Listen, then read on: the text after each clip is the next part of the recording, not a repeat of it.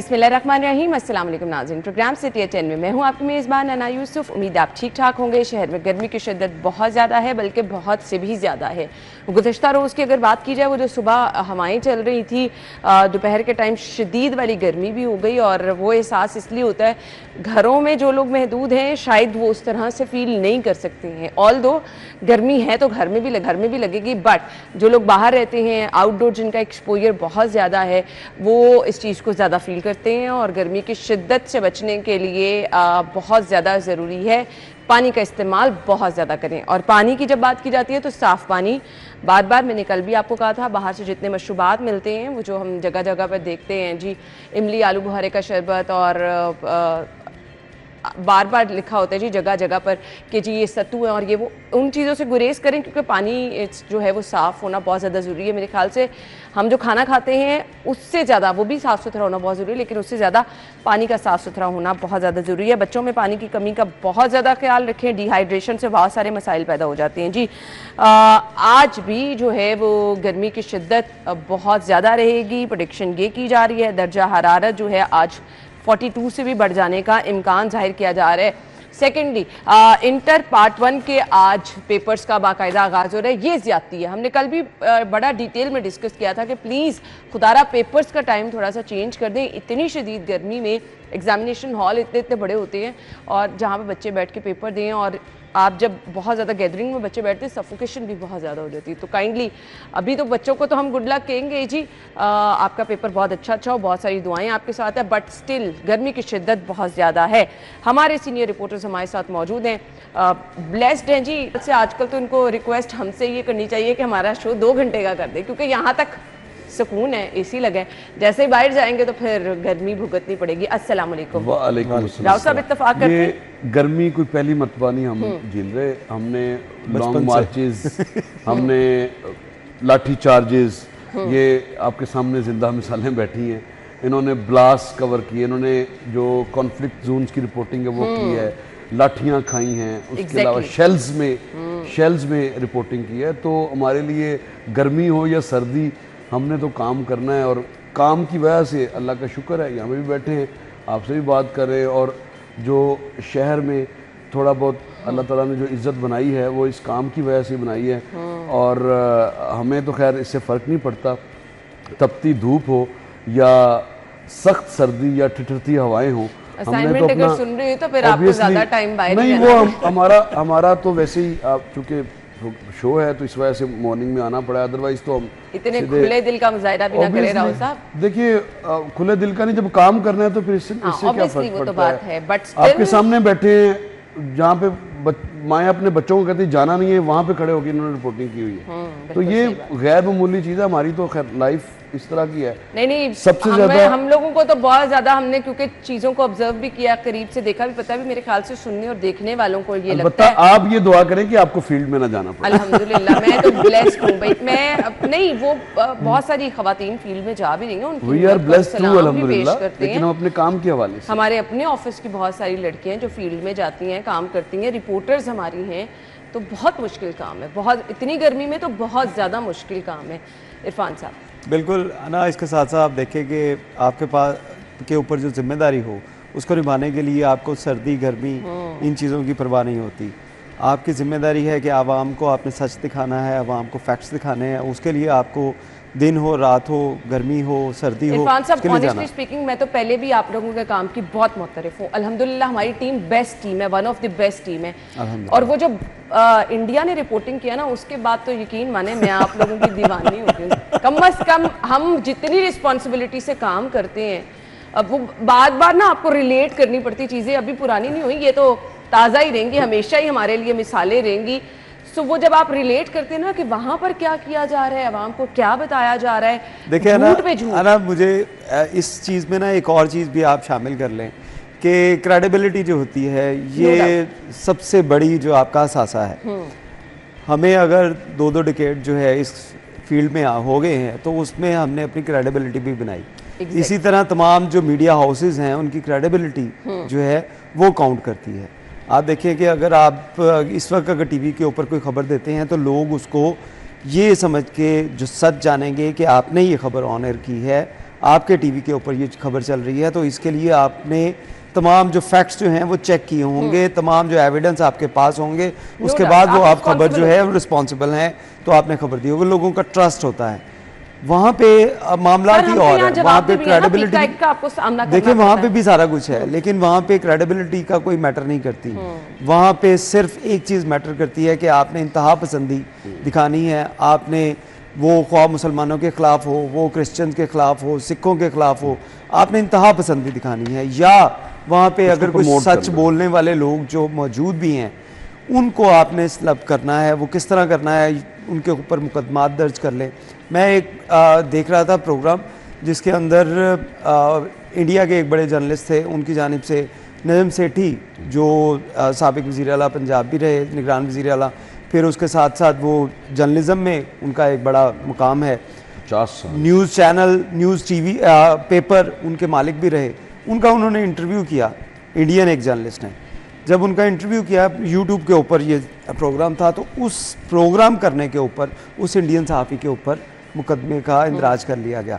मतलब कि इस तरह की बात है कि वहाँ पे जो भी सच दिखाने की कोशिश करेगा, जो सच बोलेगा, उसने सिर्फ वहाँ पे यही होगा। कुछ और अच्छा, ये बिल्कुल आउट ऑफ द वे चलेगी। हम मौसम की बात कर रहे थे, तो आने वाले दिनों में शदीद गर्मी होगी, तो प्लीज़ जी आप बहुत ज़्यादा ख्याल रखें, पानी की इंटेक बहुत ज़्यादा रखें, डिहाइड्रेट जितना अपने आप को रखेंगे, सर ढांप के बाहर निकलें, आप लोगों के लिए भी ये मशवरा है।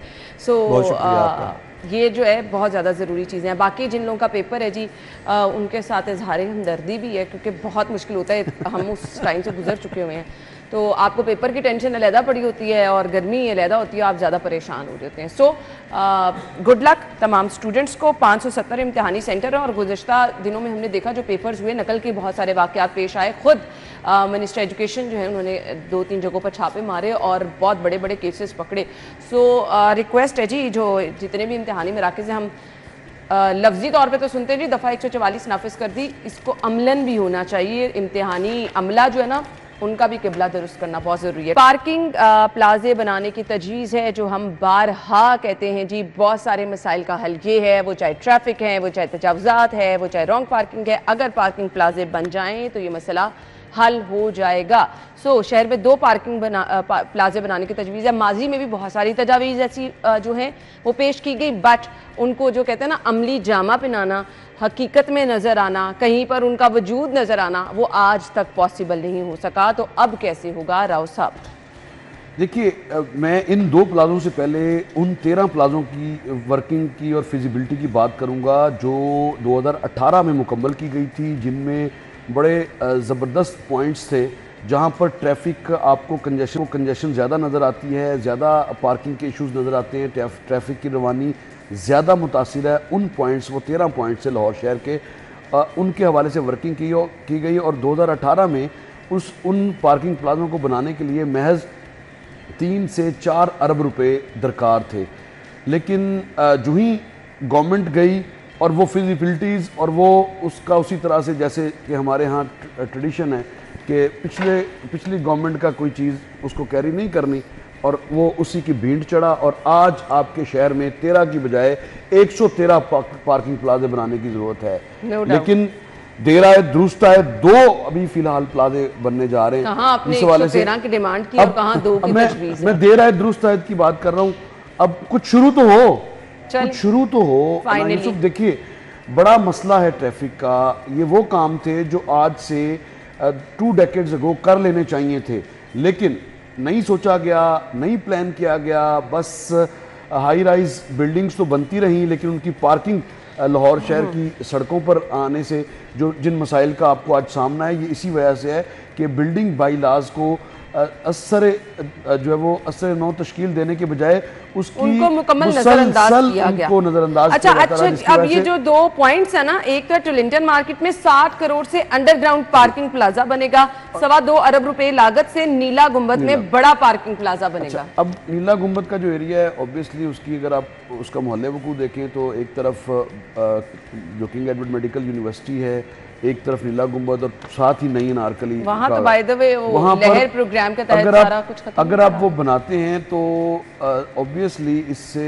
बहुत बड़ा मसला ट्रैफिक का उस एरिया का हल होगा, लेकिन उसके साथ साथ आपको मज़ीद जितने भी पार्किंग प्लाजे रिक्वायर्ड है इसकी एक मुकम्मल इरफान साहब, ये फिजिबिलिटी दोनों पॉइंट्स को कैसे देखते हैं जिनका इंतखाब किया गया है? ना देखिए, टोरंटो मार्केट और जो नीला गुंबद चौक है, यहाँ पे बात करने से पहले आपको मैं डी प्लाजा रंगमहल चौक में लेके जाना चाहूँगा, फिर उसके बाद आपको लिबर्टी में जो पार्किंग प्लाजा है वहाँ पे लेके जाना चाहूँगा, फिर उसके बाद आपको एक बाल्टोन में जो प्लाजा है पार्किंग का वहाँ पे लेके जाना चाहूँगा। अब ये तीनों पॉइंट मैंने जो आपको आइडेंटिफाई किए, ये वो पॉइंट हैं जहाँ पे ये प्लाजे सालों से तामीर हैं। ऐसे ही है। मुशर्रफ दौर में आखिरी जो बसंत हुई थी वो रंगमहल डी प्लाजा चौक के ऊपर हुई थी।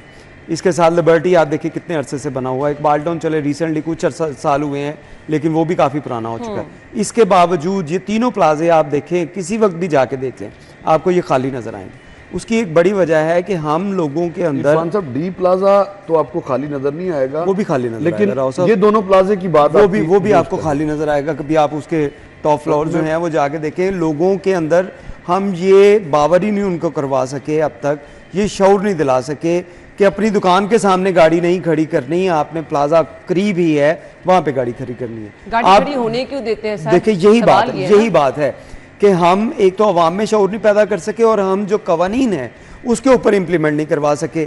आज तक आप देखिए शालम मार्केट जो है वो मोटरसाइकिल के अलावा वहाँ पे जाना मुहाल है, ख्वाह के वहाँ पे आपने वैन्स और ये जो बसेस थी उनका दाखिला आपने बंद कर दिया। अब वहाँ पे सिर्फ मोटरसाइकिल और उसके साथ रिक्शे और जो प्राइवेट गाड़ियाँ हैं वो जा रही हैं, लेकिन उस रंगमहल चौक के अंदर गाड़ियों की एक बड़ी तादाद जो है वो आपको शालम मार्केट जो है उसकी दुकानों के बाहर नज़र आती है।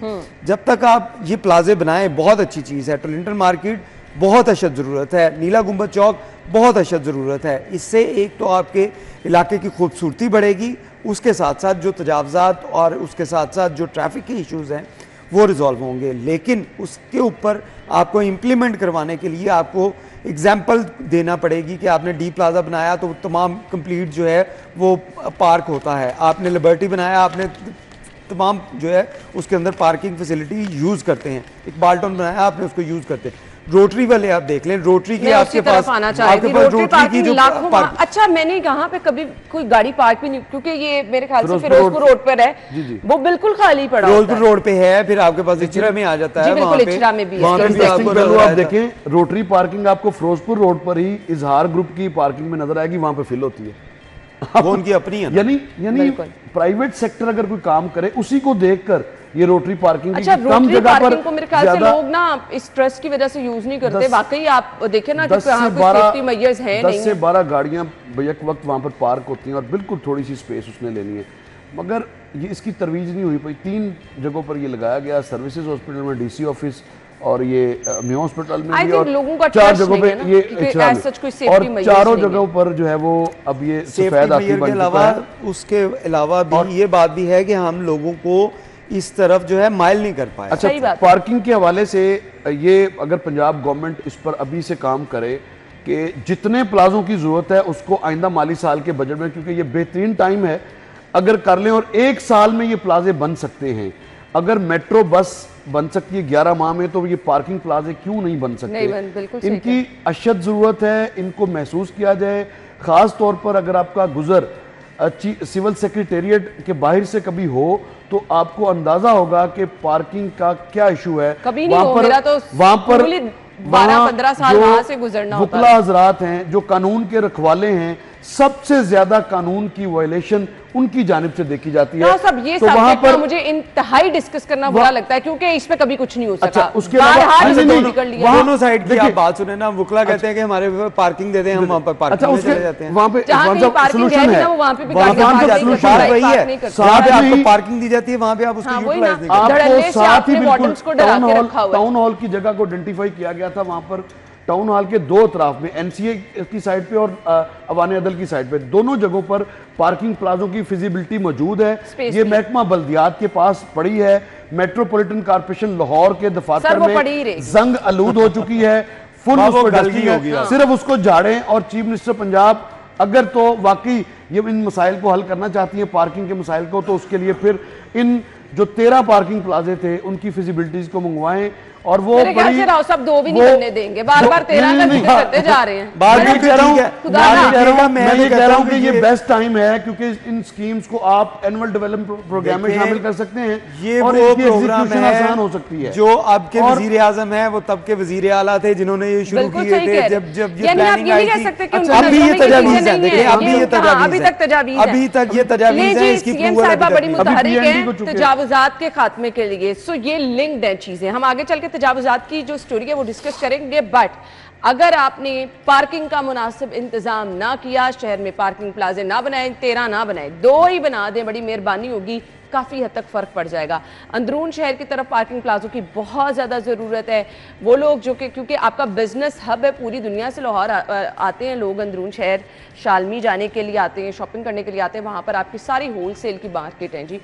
सो लोगों को बहुत ज़्यादा मसाइल हैं जी पार्किंग के हवाले से। हम कभी वहाँ नहीं जा सकते, गाड़ी पे तो सवाल ही नहीं पैदा होता कि आप वहाँ पे चले जाएं। सो अगर आपने तजावुजात का खात्मा करना है तो ये उसकी बहुत बड़ी और बहुत अहम कड़ी है। सीएम साहिबा को उस पर भी फोकस करना है। बाकी तजावुजात के खिलाफ जो ऑपरेशन चल रहे हैं ब्रेक के बाद आके डिस्कस करेंगे। स्टे विद अस।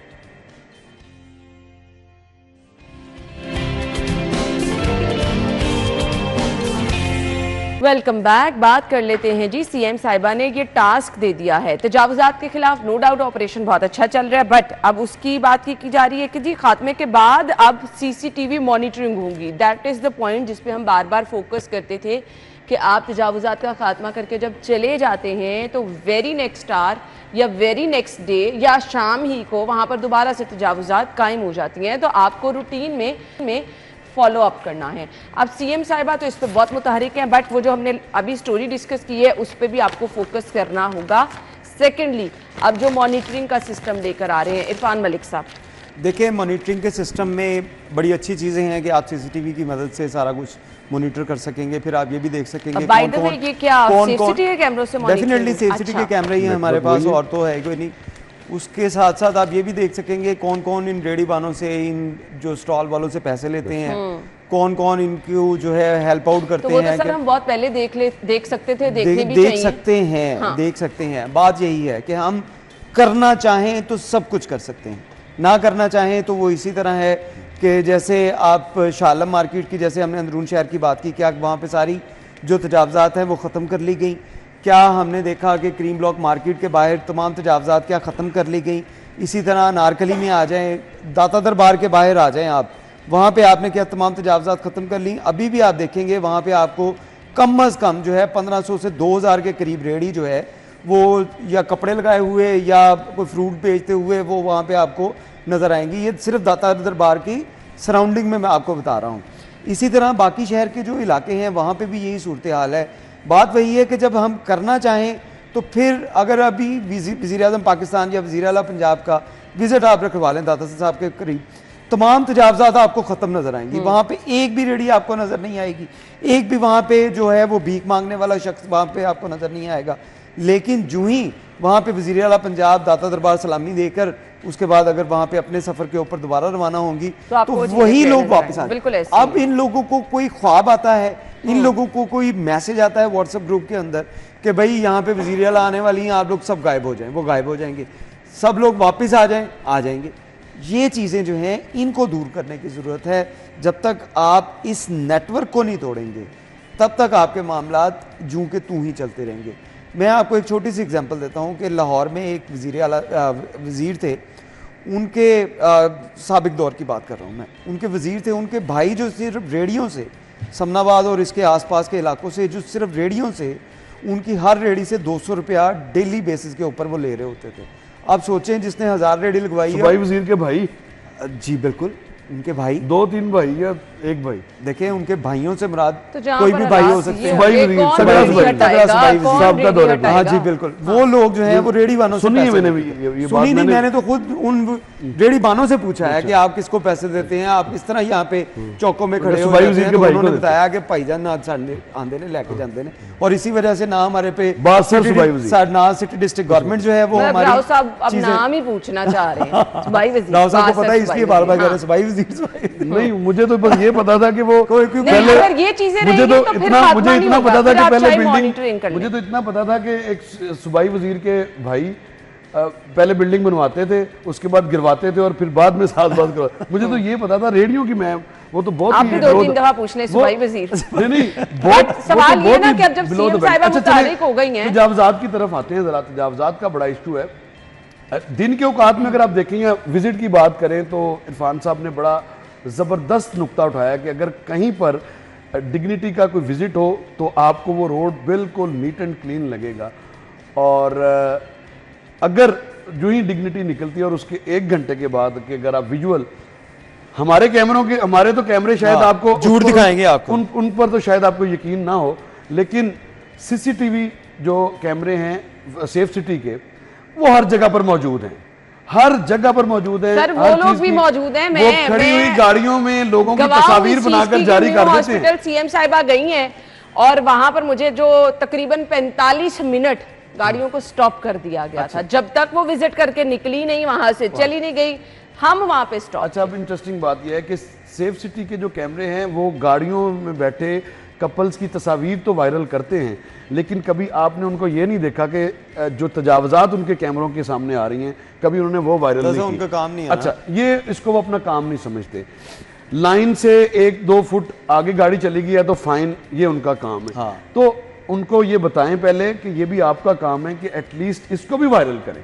तजावुज़ात के खिलाफ ऑपरेशन, बिकॉज़ तो उन्होंने फॉलो की बात कर ली है, अब तो अप्रिशिएट कर दें। अब तो मसला ये है कि लाहौर शहर में ही नहीं बल्कि हर जगह पर अच्छी खासी खतीर रकम हमारे खून पसीने की कमाई का जो टैक्स था उससे खर्च करके रेडियां दी गई हैं, आपको नजर भी आ रही हैं मुख्तलिफ बाजारों में। लेकिन इसके बावजूद जो हम देखते हैं कि तजावुज़ात अगर सहपहर जो ही सुबह के औकात में, शायद वो वैसे वो रेडी वाले होते भी नहीं सुबह के औकात, वो सुबह के औकात वो आते ही शाम के वक्त है, जब शाम के वक्त है, जब पीक आवर होते हैं वो सड़क के बीच में खड़े होकर अपनी सब्जी बेचेंगे। ये वही है, वो एक जैसे किसी सरदार को सजाए मौत का टाइम आया तो उसने कहा कितने बजे सजाए मौत, कहते सुबह 4 बजे, तो हंसने लग गया, कहते हंस क्यों रहा है, कहते मैं तो उठना ही 9 बजे है। तो ये वो तो आते ही 9 बजे। तो ऐसे मसला ये है, ये ऐसे हल नहीं होगा, ये कांस्टेंट एक अमल है। डीसी लाहौर और एमओआर जो लाहौर के एमओआर हैं जो कि टाउन हॉल में बैठे हैं, उनके दफ्तर में अगर आप जाके देखें, टास्क देती हैं तो वो खुद अपने टास्क पे फॉलो लेती हैं। दफ्तर के बाहर 300 से 400 लोगों की रोज जो तज़हीक की जाती है और उनका सामान, जो लाखों का सामान जब्त कर लिया जाता है, उसको कौन पूछेगा। हालांकि मियां नवाज शरीफ साहब ये कह चुके हैं कि जो सामान आप उठाएं किसी का नुकसान ना करें, तजावुज़ात हटाएं, तजावुज़ात के ऑपरेशन, लेकिन अब सामान कहने से क्या फर्क पड़ता है। मियां नवाज शरीफ के कहने का भी कोई असर नहीं है डीसी लाहौर और एमओआर लाहौर पे। आप अंदाजा लगा लें कि ये हालात हैं। और फिर उसके बाद अगर किसी की दुकान सील करते हैं, हम तो ये कहते हैं कि जुर्माने कोई सलूशन नहीं है। अगर कोई वायलेशन करता है तो 72 घंटों की जो आपकी पॉलिसी है वो बिल्कुल दुरुस्त है, लेकिन 72 घंटों बाद आप जो अगले 24 घंटे उसको मजीद अजियत में डालते हैं। सारा दिन एमओआर अपने दफ्तर के बाहर धूप में खड़ा करता है लोगों को, और सारे दिन उसके बाद फिर पता चलता है कि साहब बहादुर है नहीं, कल आइएगा। तो यूं जो 3 दिन की सजा, उसके बाद इंक्रोचमेंट पे तो कोई जो वो हम नहीं देखते, क्योंकि शाम के औकात में शहर की सड़कें देख लें, ज्यादा दूर जाने की जरूरत नहीं है। चलें जी, होप फॉर द बेस्ट। अब टाउन हॉल के बिल्कुल करीब अनारकली है और जैन मंदिर है, वहीं आप शाम के औकात में देख लें, आपको एमओआर और डीसी लाहौर की जो कारकर्दगी है वो नजर आ जाएगी। बिल्कुल ऐसा ही है। सो वी होप के सीएम साहिबा भी इन चीज़ों की मॉनिटरिंग करें। सेफ सिटी के जब कैमरों से आप रिजल्ट ले तो इन चीज़ों को लाजमी देखें। वाकई जिन जगहों का जिक्र किया राउत साहब ने, अगर आप जैन मंदिर में शाम के टाइम चले जाएं तकरीबन कोई 6 बजे के बाद, ट्रैफिक का भी बहुत दबाव होता है, जगह जगह आपको रेडियो नजर आती है। हाँ जी, और वहाँ हम तो बात नहीं कर रहे दूर के, उसके 1 किलोमीटर के अंदर, उसके 1 किलोमीटर के रेडियस की बात कर रहे हैं। तजावुज़ात जितनी खत्म हुई है आपको पता चल अभी भी देख लें, और ये जो मॉनिटरिंग होगी इसके बाद भी देख लें। इस टाइम तो अशद जरूरत है इन चीजों के खात्मे की, अदरवाइज हमारे ट्रैफिक के मसाइल कभी नहीं हल हो सकेंगे। ब्रेक के बाद आएंगे, हमारे साथ रहिए।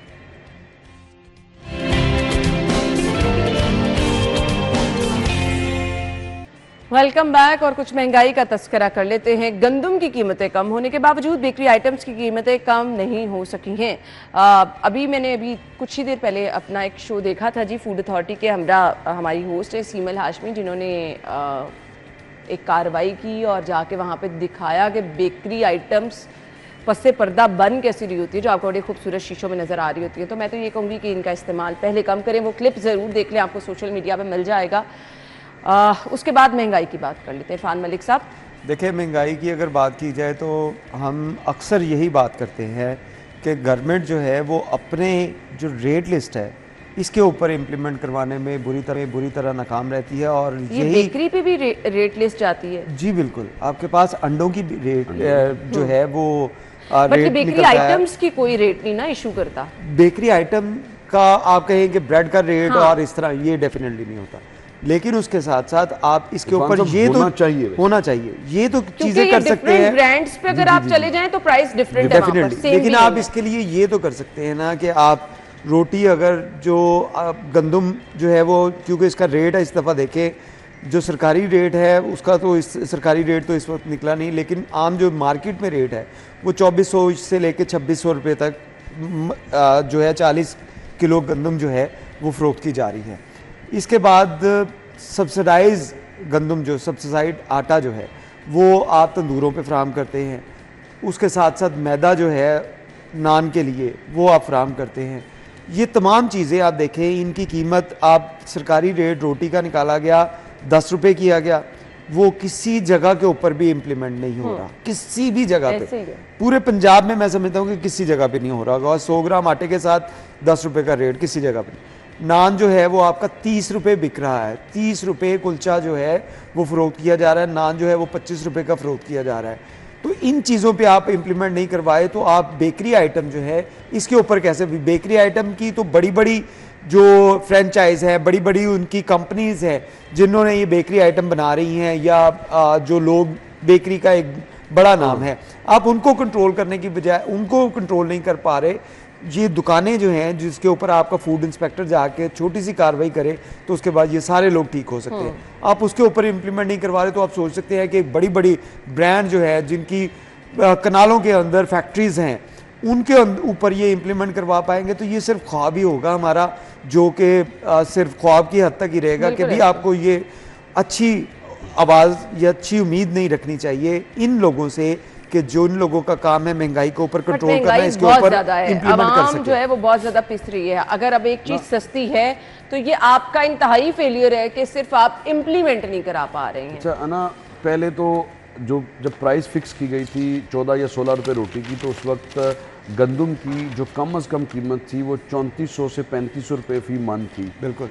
उसके बाद आज अगर आप देखें, वो ये मैं साल पुरानी बात कर रहा हूँ इरफान साहब, और साल के बाद 1500 रुपये का डिफरेंस है अप्रोक्सीमेटली अगर आप देखें गंदम की कीमत में। लेकिन क्या गंदम से बनने वाली अशिया जो हैं उनकी कीमतें कम, आप सिर्फ रोटी की बात कर रहे हैं ना, उस पर तो 10 रुपये की रोटी तो अनाउंस पता नहीं हुई है या नहीं हुई, लेकिन एक मैंने पोस्टर ज़रूर देखा था चीफ मिनिस्टर पंजाब की फ़ोटो के साथ, और वो उस पर अमल दरामद तो नहीं हो रहा, बिल्कुल भी नहीं हो रहा। जबकि 10 की बजाय रोटी 8 रुपये की होनी चाहिए, क्योंकि आप सब्सिडी दे रहे हैं गैस की मद में तंदूरों, तमाम शहर के तंदूरों को आपने एक वो पैटर्न सेट किया है। अच्छा, बड़ी अच्छी बात है कि रोटी की कीमत और मज़ीद कम हो सकती है तो ज़रूर करनी चाहिए।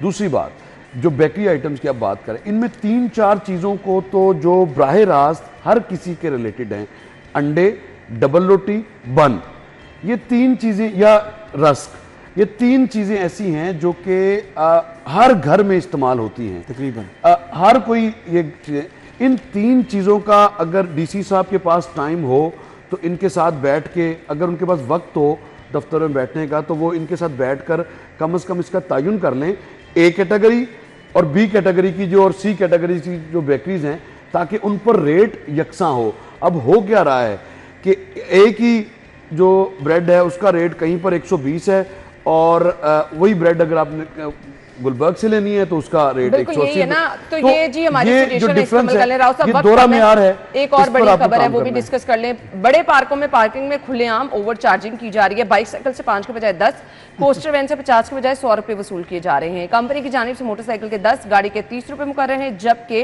PHA मोटरसाइकिल के 30 रुपए, गाड़ी के 50 रुपए वसूल कर रहे हैं। एक कमेंट करने फिर इरफान साहब। देखिए, शहबाज शरीफ साहब ने इसको फ्री किया था और पार्किंग की फैसिलिटीज देने के लिए एक कंपनी बनाई थी, Lahore parking company.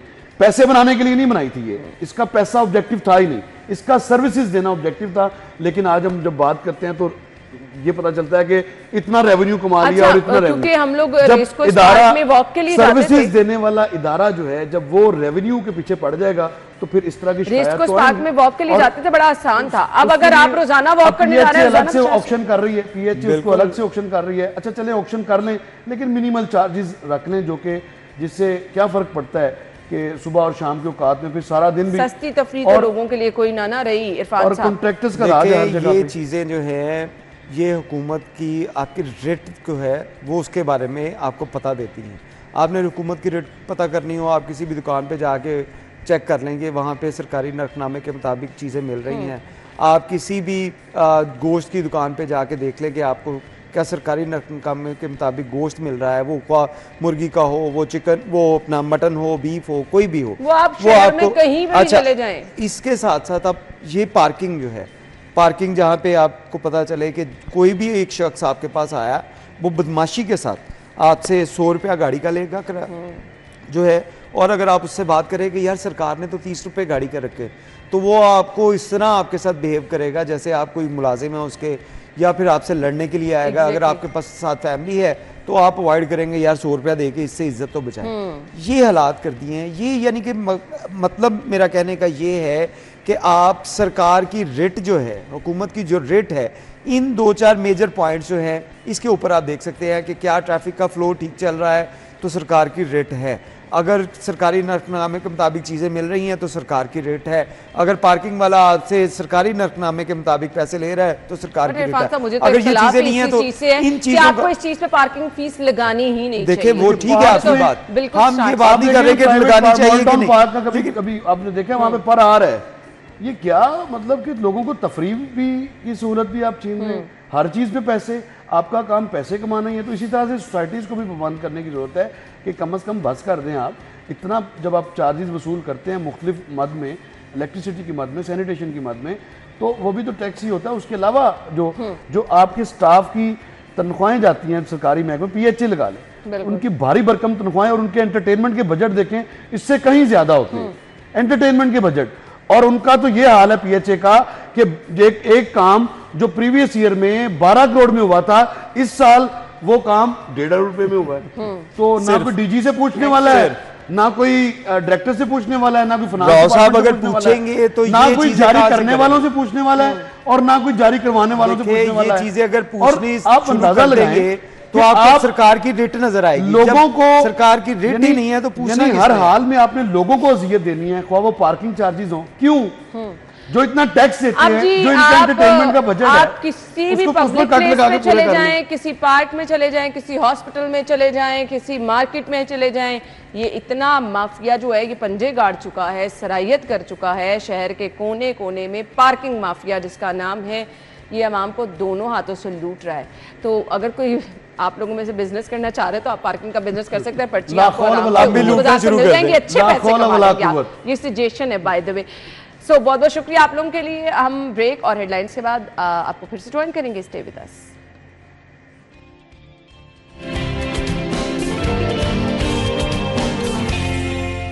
Welcome back once again. आज है जी 20 मई, जिनकी बर्थडे है हम उनको विश करने जा रहे हैं जी। इससे पहले कि हम अपनी लिस्ट की तरफ आएँ तो सिटी न्यूज़ नेटवर्क तो अपने एम्प्लॉयज़ को हमेशा याद रखता है। हमारा एक स्पेशल ग्रुप है जिसमें हम सबको बर्थडे विश करते हैं। सो हम यहाँ पर भी बर्थडे विश करके अपने लोगों को बहुत स्पेशल फील कराना चाहते हैं। तो हमारी प्रोड्यूसर हैं जी, आप प्रोग्राम देखते हैं हम और आप। सो हम और आपकी प्रोड्यूसर है नबूवत, हमारी बहुत अच्छी कलीग भी हैं जी, उनकी आज बर्थडे है। नबूवत को हम सालगिरह की बहुत बहुत मुबारकबाद देना चाहेंगे। Wish you a very happy birthday. बहुत सारी नेक तमन्नाएं, बहुत सारी नेक ख्वाहिशात, आपकी आने वाली ज़िंदगी में बहुत सारी आसानियाँ हों। Happy birthday.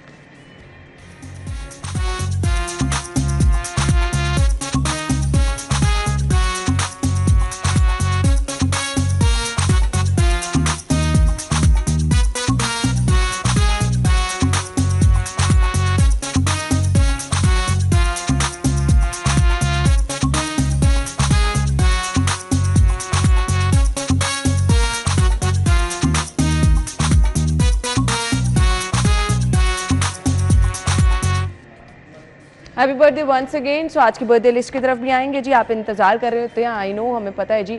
सो ये लिस्ट मेरे पास है, लेकिन आपको आप इर्द गिर्द क्या हो रहा है, क्या रेट चल रहे हैं, इससे भी अपडेट रखना बहुत ज़रूरी होता है। अभी हमने अपने न्यूज़ वाले सेगमेंट में डिस्कस किया कि इंतज़ामिया जो है वो महंगाई कंट्रोल नहीं कर पा रही, क्योंकि आपको एक चीज़ सस्ती है उसके बावजूद महंगी मिल रही है, तो फिर इंतज़ामिया का फेलियर है। बेकरीज़ में ये सूरत हाल है जी, आपको गंदम सस्ती होने के बावजूद ब्रेड वगैरह की कीमतों में जो है वो कोई डिफरेंस नहीं मिल रहा, नान रोटी की कीमत में कोई डिफरेंस नहीं मिल रहा। सो खैर ये तो एक अलग से सब्जेक्ट है, हम सब्जियों की कीमतें आपको हर रोज़ बताते हैं और वहाँ से भी हमें शिकायतें यही आती हैं। सो देख लेते हैं आज के भाव।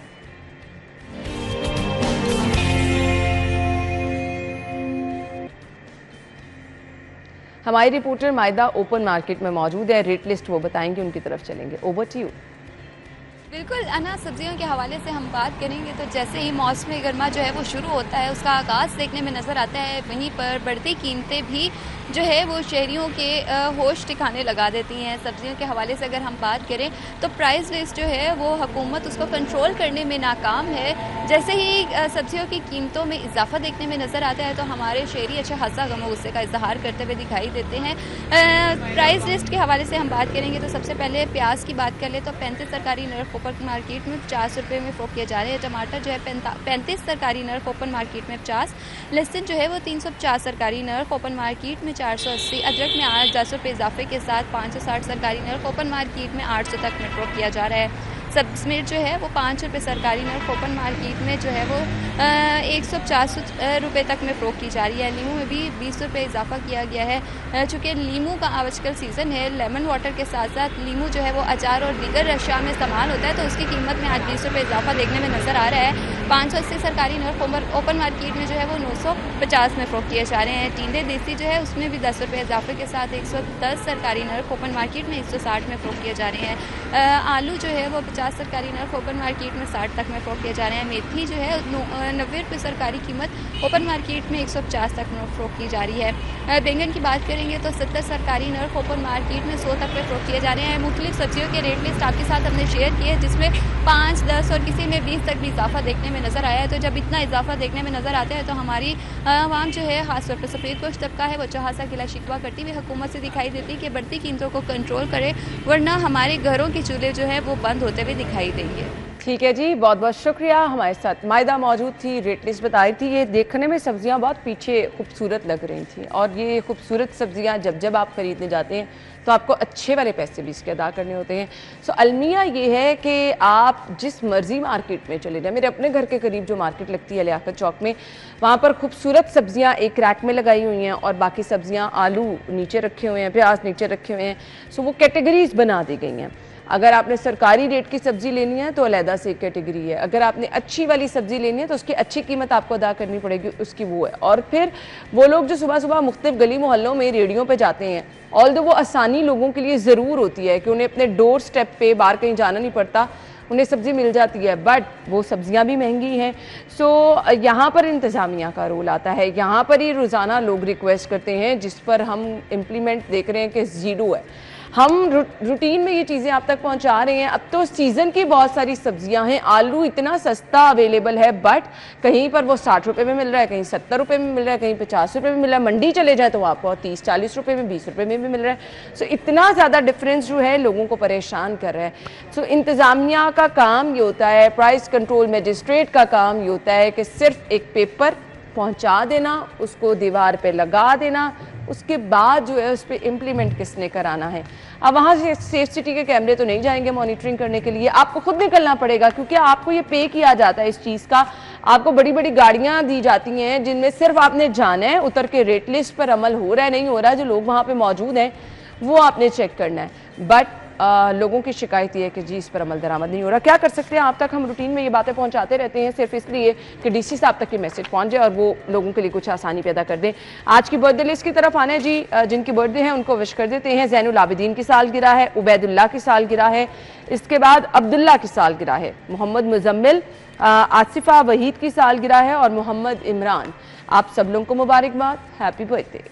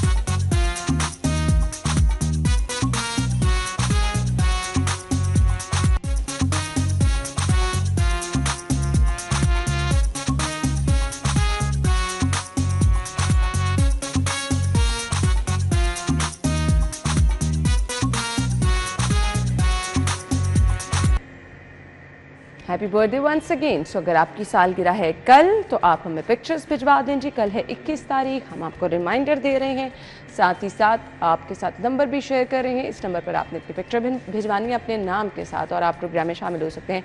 आपके किसी बेस्ट फ्रेंड की, फैमिली में किसी की बर्थडे है, टीचर की बर्थडे है, तो आपके पास जी ऑप्शन है जी, आप भिजवा सकते हैं उनकी पिक्चर और उनका नाम, और बहुत ही स्पेशल अंदाज में आप उन्हें विश करके उनकी सालगिरह को मज़ीद स्पेशल बना सकते हैं। आगे बढ़ेंगे और अगला सेगमेंट है जी, अगला सेगमेंट शामिल करेंगे। आपको करेंसी रेट भी बताना बहुत ज़्यादा ज़रूरी होते हैं, तो देख लेते हैं माल का हाल।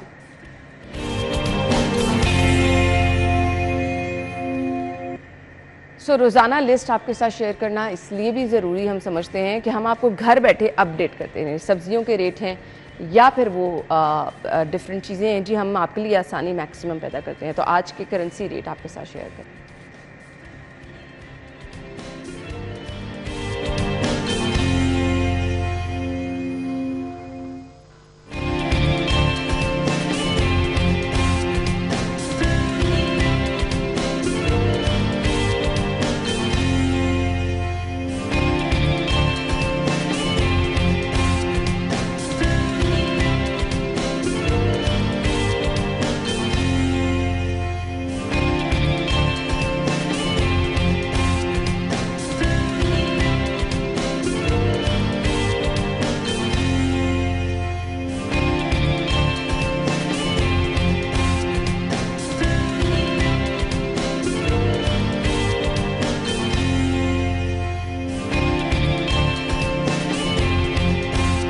हम ब्रेक के बाद वापस आएंगे। Stay with us.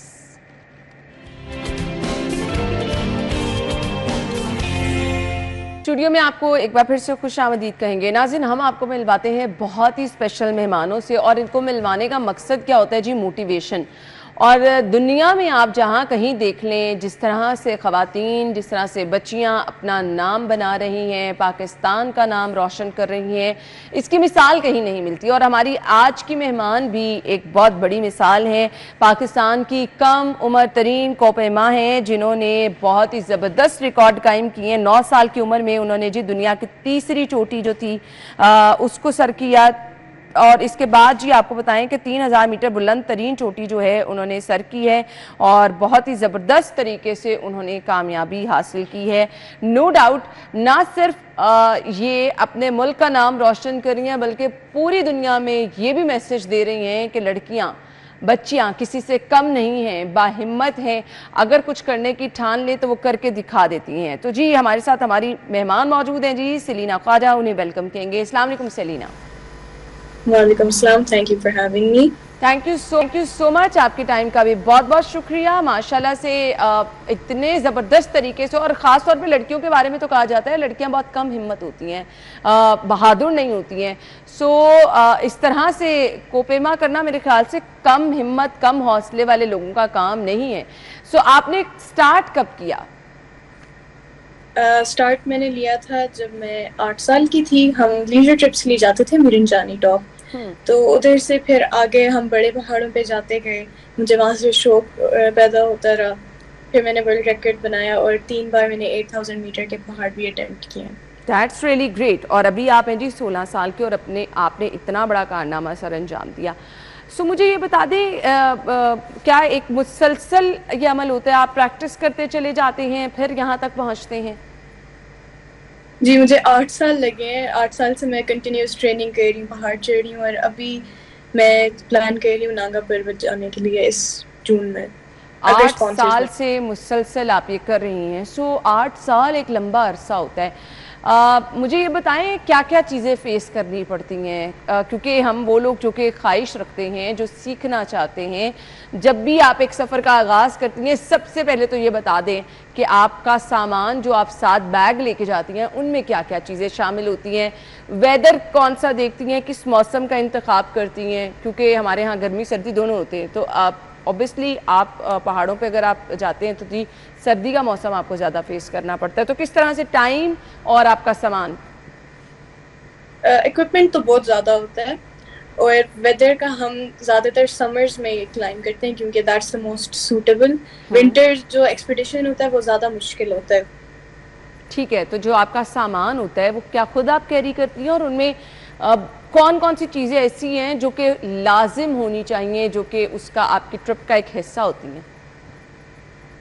Base camp तक तो हमारे साथ एक बहुत बड़ी टीम जाती है पोर्टर्स की, और उससे ऊपर हमारे साथ हाई पोर्टर्स होते हैं। और सामान जो लाजिम हमें 8000 मीटर पे लेके जाना होता है वो होता है हमारा डाउन सूट होता है जो हमें गर्म रखता है, हमारी डाउन जैकेट्स होती हैं, क्रैम्पॉन्स होती हैं, समिट शूज़ होते हैं, आइस एक्स होती है, बहुत लंबी लिस्ट है चीज़ों की। ऑक्सीजन भी कुछ लोग नहीं यूज़ करते लेकिन फिर भी लेके जाने पड़ती है। सही। सो मुझे ये बता दें, क्या ये चीज़ें जो सामान आपको चाहिए होता है क्या बहुत महंगा होता है? क्योंकि कुछ लोग शौक तो रखते हैं बट वो यहाँ तक पहुँच नहीं पाते हैं कि इस पे बहुत ज़्यादा एक्सपेंस आ जाते हैं। सो बता दें, क्या ये चीज़ें बहुत ज़्यादा महंगी होती हैं? जो पूरी फील्ड है माउंटेनियरिंग की अब तो बिल्कुल पैसे पे ही डिपेंडेंट होगी। इसका इक्विपमेंट भी बहुत महंगा है, इसकी सर्विसेज भी बहुत महंगी है, और इसलिए अभी अगर मुझे स्पॉन्सर्स मिल गए तो फिर मैं इस जून में एक एक्सपीडिशन पे मुझे ये बता दें, जाऊंगी। टाइम कितना दरकार होता है, कितने दिन लगते हैं आपको अपना एक सफ़र कंप्लीट करने में?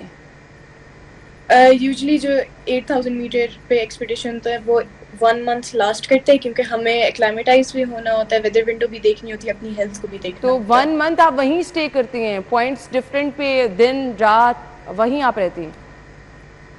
जी, उधर ऊपर 4 कैंप्स होते हैं और जो हमारा मेन घर होता है वो तो नीचे खाना पीना बहुत कॉम्प्रोमाइज होता होगा, बहुत सारी चीज़ें अपने घर से दूर, तो किस तरह कर लेती हैं आप? बेस कैंप पे तो हमें किचन स्टाफ मिलता है, उधर अच्छा खाना मिल जाता है, ऊपर हमें फिर ड्राई फ्रूट्स और इस तरह पैकेट वाले खानों पे डिपेंड करना पड़ता है। सही। सो देखने वालों को मैसेज क्या देना चाहेंगी आप? मैसेज तो यही है कि लड़कियों को स्पोर्ट्स में इन्वॉल्व होना चाहिए, और जो हमारी गवर्नमेंट है उसको इंस्टीट्यूट्स बनाने चाहिए इनको सपोर्ट करने के लिए। सही, थैंक यू सो मच जी। हमारे साथ सेलिना मौजूद थी जो कि एक बहुत बड़ी मिसाल है। नो डाउट ये आसान काम नहीं होते हैं पहाड़ ना, क्योंकि हम लोगों को तो बिल्कुल आदत नहीं है, हम उस तरह से तो बिल्कुल भी ट्राई भी नहीं कर सकते हैं। इसके लिए प्रॉपर पहले ट्रेनिंग ली जाती है, जैसे कि उन्होंने बताया कि बेस कैंप तक टीम अलहदा होती है, फिर जब आके आपने हाइट पे जाना है तो उसके लिए अलहदा टीम होती है। सो आपको ट्रेनिंग देने वाले लोग होते हैं, आपके साथ जाने वाले लोग होते हैं। सो फिर आप ज़बरदस्त तरीके से अपने मकसद में पूरे उतरते हैं और आप कामयाबी की तरफ जाते हैं। जी, गुड लक कहना चाहेंगे हम इन तमाम लोगों को। नो डाउट ये पाकिस्तान के लिए बहुत बड़ा फ़ख्र है जी। पाकिस्तान का झंडा जब इतनी ऊपर जाके बुलंद किया जाता है तो पूरी दुनिया उसको देखती है। हम ब्रेक के बाद आपको ज्वाइन करेंगे, स्टे विद अस। एक बार फिर से आपको खुश आमदीद कहेंगे। आपकी हेल्थ का ख्याल हमें हमेशा से रहता है, इसलिए हम अपने प्रोग्राम को जब भी डिज़ाइन करते हैं, चाहे हम अपने डॉक्टर हजरात को बुलाएं, चाहे आपके बच्चे की सेहत के हवाले से बात हो, चाहे न्यूट्रिशन के हवाले से बात हो, चाहे डाइटिंग के हवाले से बात हो, हम आपको time to time different segment शामिल करके सजेस्ट करते रहते हैं कि आपको अपने लाइफस्टाइल को किस तरह से रखना है। सो मार्केट में बहुत सारी चीज़ें अवेलेबल हैं जो कि हमें बहुत ज़्यादा फ़ायदा पहुँचा रही हैं, लेकिन उनके फ़ायदे क्या हैं हमें नहीं पता होता, इसलिए हम घर में मौजूद होने के बावजूद उनको इस्तेमाल नहीं करते। तो शामिल करते हैं आज की हेल्दी टिप।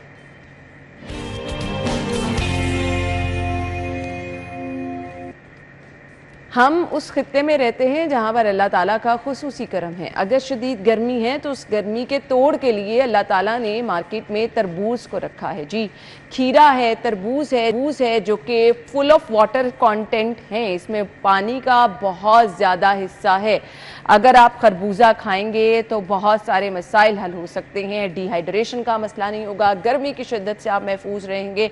मार्केट में तरबूज की बात हो रही है, बहुत ज़्यादा अवेलेबल भी है जी तरबूज जगह जगह पर। और वो जो हमें थोड़ा सा इशू रहता है कि महंगाई वाला इतना एलिमेंट भी नहीं है। कुव्वत ख़रीद में ज़रूर है, मैं ये नहीं कहूँगी कि सस्ता है, बट कुव्वत ख़रीद में ज़रूर है कि आसानी से आप ख़रीद सकते हैं।